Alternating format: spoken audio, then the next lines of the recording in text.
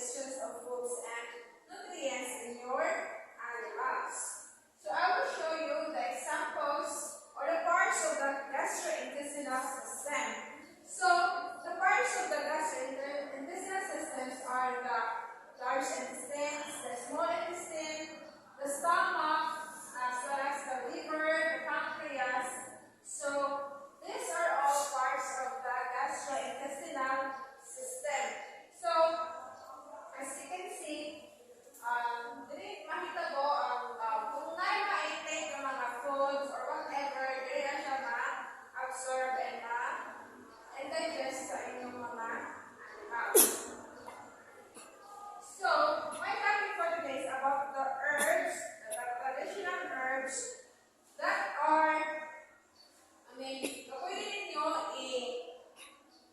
itampa sa mga animals na naay sakit that includes in their gastrointestinal systems. So, these traditional medicines are makita na mga sa atong palibot. So, the first one is the sabela.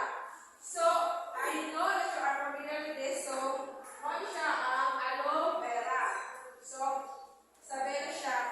And I think in some parts of the Philippines, they call it sabela. So, sabela, it stimulates muscle contraction to relieve stomach upset and short-term constipation.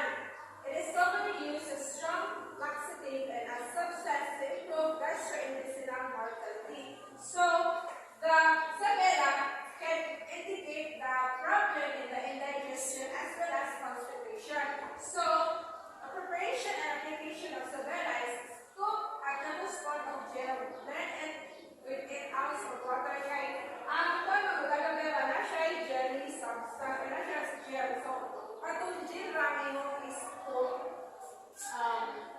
Tablespoon lang sa gel and then isalo nyo siya sa 8 ounces of water.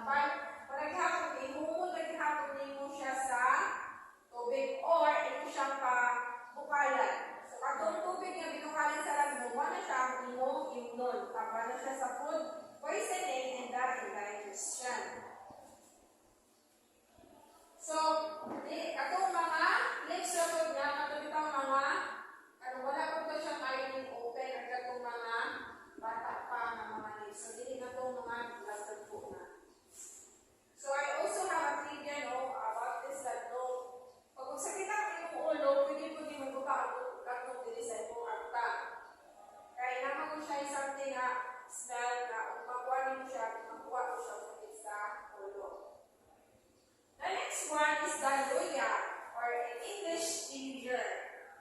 So, ang luya ay tambal siya sa load. Kung mag-loading mo ang kaya sa animals as well as humans, no?